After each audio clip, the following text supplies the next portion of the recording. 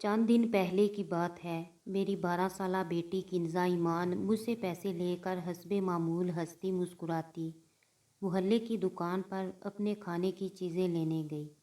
वापिस आई तो कमरे में दाखिल होते ही वो ज़ारो कतार रोने लगी। उसे रोता देख कर मैं हक्का बक्का रह गया। मैंने हैरान होकर पूछा, क्या हुआ बेटा, क्यों रो रही हो? मगर वो दोनों हाथों से आंखें मलते हुए मोटे मोटे आंसू बहाती मुसलसल रोए जा रही थी। मैं हैरानो परेशान उसे देखने लगा। मेरे बार बार पूछने पर वो बदस्तूर रोते हुए कांपती आवाज़ में बोली, बाबा दुकान पर कोई अंकल खड़ा था जो मुझे गंदी गंदी नज़रों से देख रहा था। ये कहते ही वो और भी बिलक बिलक कर रोने लगी।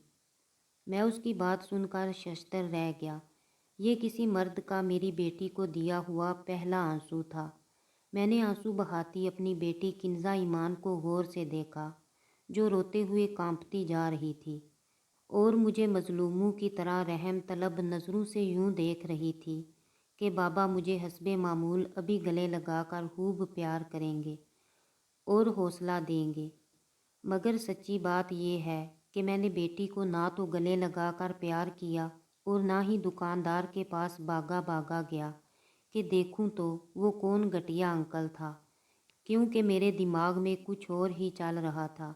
मैं चाहता था कि आज वो बाहर से जो पहला आंसू लेकर आई है वो उसे कभी ना भूले और उसकी चुभन हमेशा के लिए वो अपनी आंखों में कैद कर ले। असल में मुझे ये हदशा लाहिक था कि अगर इस मौका पर मैंने अपनी बेटी को गले लगाकर उसे पचकारा तो वो लम्हा भर में ही हमेशा के लिए कमज़ोर पड़ जाएगी और फिर हर वक्त मेरे पास रोती हुई आएगी और मुझे बार बार गले लगाकर उसे हौसला देना पड़ेगा, जबकि मैं ऐसा हरगिज़ नहीं चाहता था। मैंने रोती हुई अपनी बेटी को प्यार से अपने सामने बिठाया और कहा, देखो किन्जा, उस अंकल का तुम्हें इस तरह ललचाई हुई नज़रों से घूरना महज घूरना नहीं था, बल्कि ये एक जंग है जो मेरी नहीं तुम्हारी है और तुमने ही इसे लड़ना है, और वो भी अकेले। इसमें मैं तुम्हारा साथ नहीं दे सकूँगा। यूं रो धो कर तुम ये जंग नहीं जीत सकती, बल्कि रोते वो लोग हैं जो कमज़ोर होते हैं और कुछ करने की हिम्मत नहीं रखते।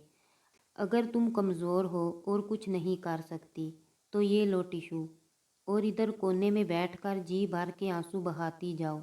टिशू कम पड़ जाएं तो और मंगवा दूंगा, मैं तुम्हें रोने से नहीं रोकूंगा। मेरी बेटी ने आंसू साफ करते हुए कहा, नहीं बाबा, मैं कमज़ोर नहीं हूँ, मैं अपने बाबा की बहादुर बेटी हूँ। तो फिर इस तरह कमज़ोरों की तरह मेरे सामने क्यों रो रही हो? मेरी बात सुनकर उसने फ़ौरन आंसू साफ किए और उसी वक़्त रोना बंद कर दिया। मैंने उसे मुखातिब करते हुए कहा, देखो बेटा, अगर फिर कभी कोई अंकल या लड़का तुम्हें यूं घूर घूर कर देखे तो बिल्कुल भी मत डरना और ना खामोश रहना, बल्कि बुलंद आवाज़ में सबके सामने कहना, क्या बात है अंकल या भैया, क्यों मुझे इस तरह घूर घूर कर देख रहे हैं? इतनी ऊंची आवाज़ में कहना कि आसपास खड़े सब लोग तुम्हारी बात सुन लें। किन्जा ने यूं सर हिलाया जैसे बात उसकी समझ में आ गई हो। इत्तेफाक से कुछ दिनों बाद उसकी चप्पल लेने मैं उसे एक दुकान पर ले गया। वहाँ 2-3 गाहक और भी मौजूद थे। मैं बेटी के लिए चप्पल देखने में महू हो गया कि अचानक दुकान पर मेरी बेटी की आवाज़ गूंजी, भैया आप क्यों मेरी तरफ बार बार देख रहे हैं?